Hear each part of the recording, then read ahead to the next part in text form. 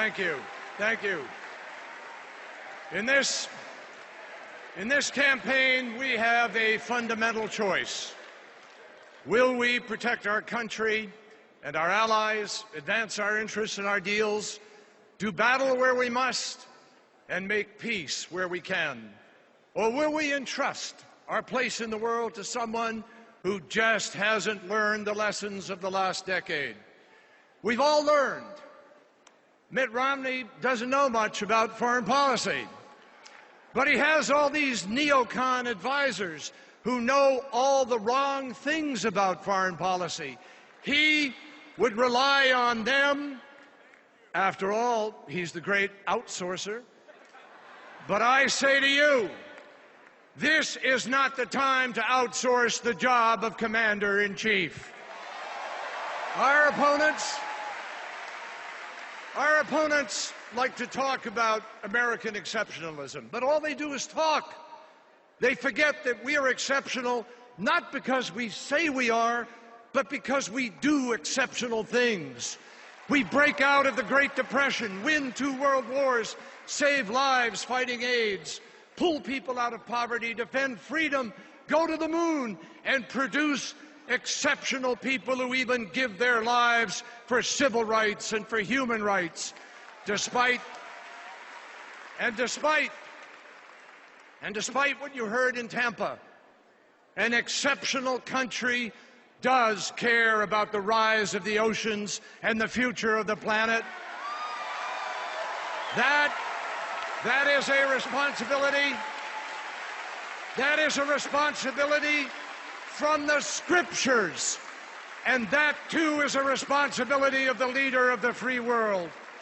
The only thing exceptional about today's Republicans is that, almost without exception, they oppose everything that has made America exceptional in the first place. An exceptional nation demands exceptional leadership. It demands the leadership of an exceptional president. And my fellow Americans, that president is Barack Obama. Now just measure the disaster and disarray that he inherited. A war of choice in Iraq had become a war without end, and a war of necessity in Afghanistan had become a war of neglect. Our alliances were shredded. Our moral authority was in tatters. America was isolated in the world. Our military was stretched to the breaking point. Iran marching towards a nuclear weapon unchecked, and Osama bin Laden was still plotting. It took President Obama to make America lead like America again. It took President Obama to restore our moral authority. It took President Obama to ban torture. The president understands that our values don't limit our power, they magnify it. He showed that global leadership is a strategic imperative for America, not a favor that we do to other countries. And President Obama kept his promises.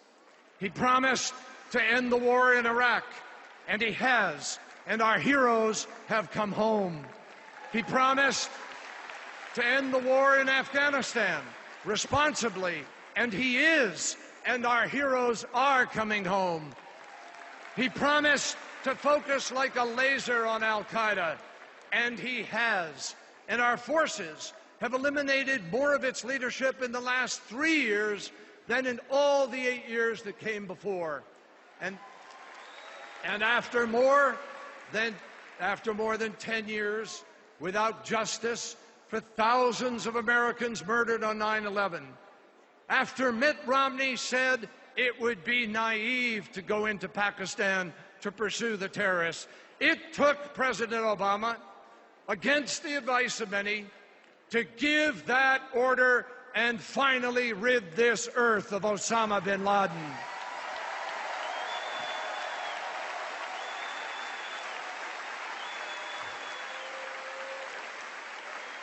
Ask Osama bin Laden if he is better off now than he was 4 years ago.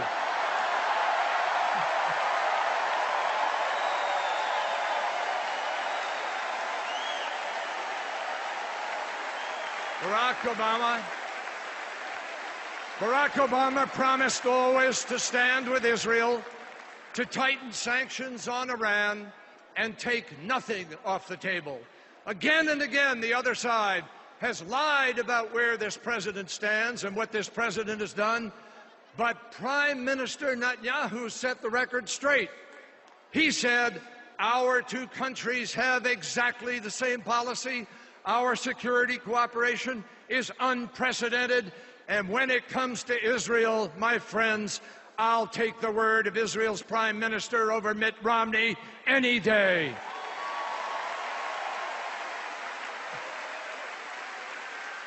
President Obama promised to work with Russia to reduce the threat of nuclear weapons and signed an historic treaty that does just that.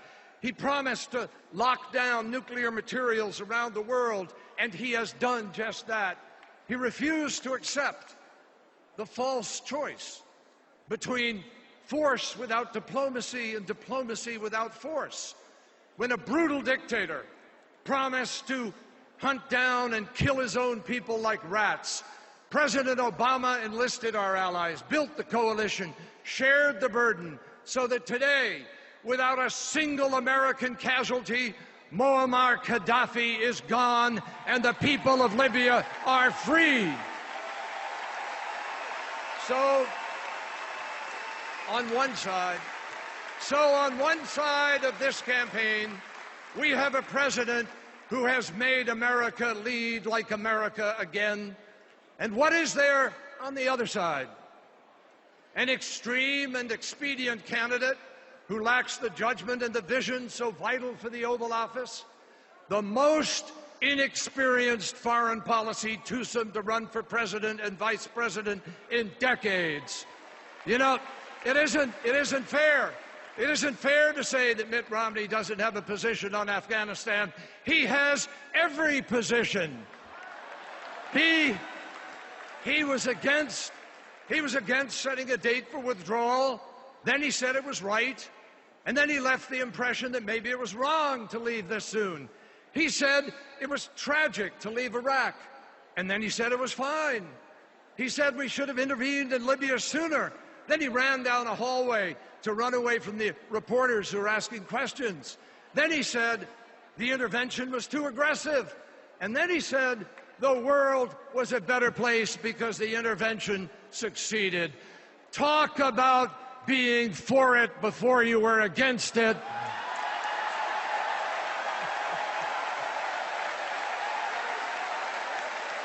Mr. Romney, here's a little advice. Before you debate Barack Obama on foreign policy, you better finish the debate with yourself.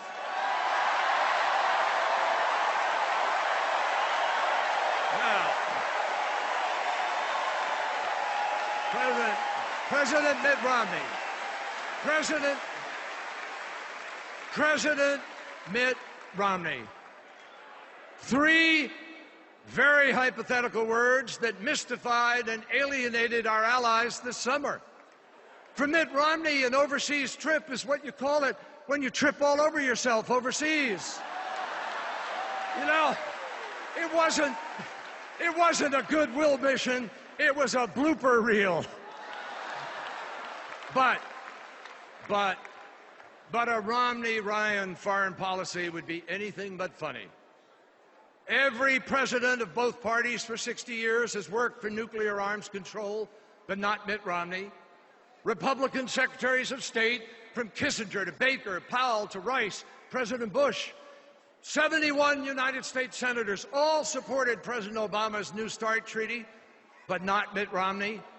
He's even blurted out the preposterous notion that Russia is our #1 geopolitical foe.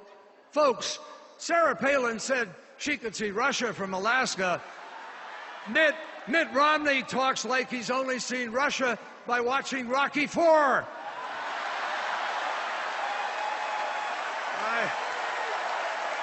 I tell you.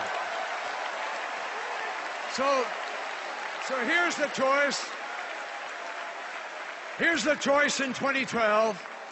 Mitt Romney out of touch at home, out of his depth abroad, and out of the mainstream, or Barack Obama, a president who is giving new life and truth to America's indispensable role in the world, a commander-in-chief who gives our troops the tools and training they need in war, the honor and help they have earned when they come home.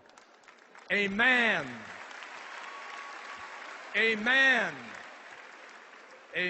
who will never ask other men and women to fight a war without a plan to win the peace.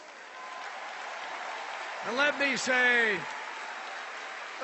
something else.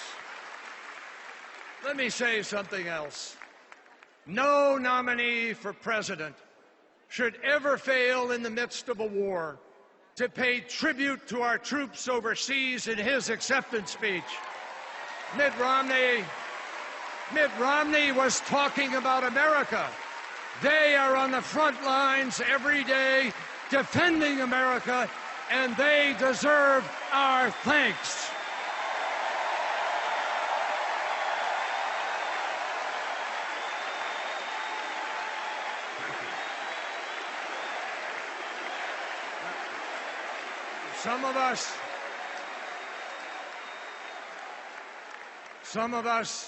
Some of us from a prior war remember coming home was not always easy.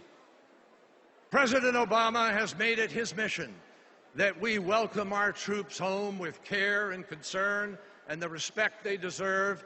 That is how an exceptional nation says thank you to its most exceptional men and women. Mitt Romney says he believes in America and that he will restore American exceptionalism. I have news for him. We already have an exceptional American as president, and we believe in Barack Obama. Thank you, and God bless America.